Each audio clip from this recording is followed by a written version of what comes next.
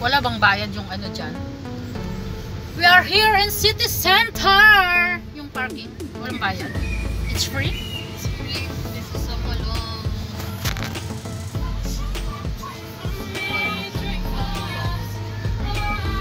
Hi guys! Nandito na kami sa City Center. Magbanding lang kaming ng Junakis ko. This is my OOTD of the day. Simple lang guys.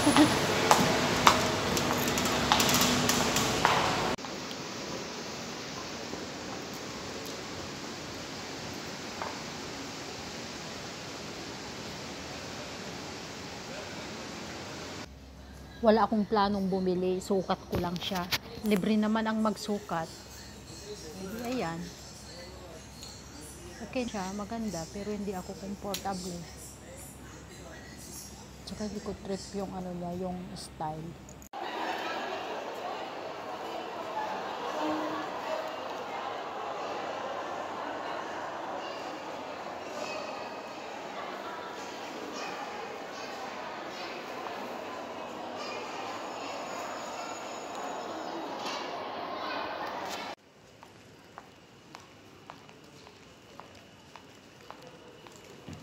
Uwi na kami guys. Nakabili na siya ng gusto niya.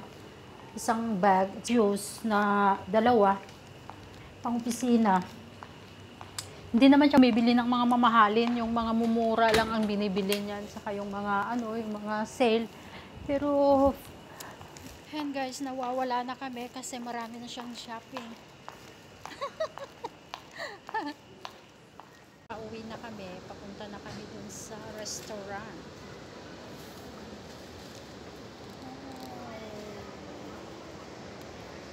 Shopping galore.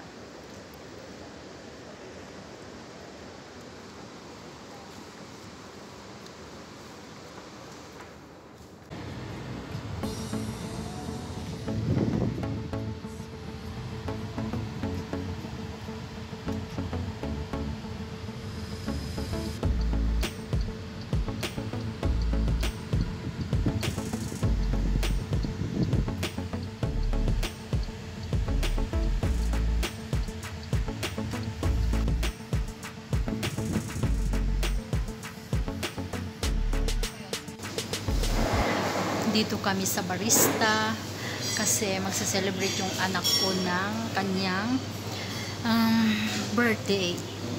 So, advance birthday yun guys kasi hindi pa ngayon. Pero, September talaga. May cake siya.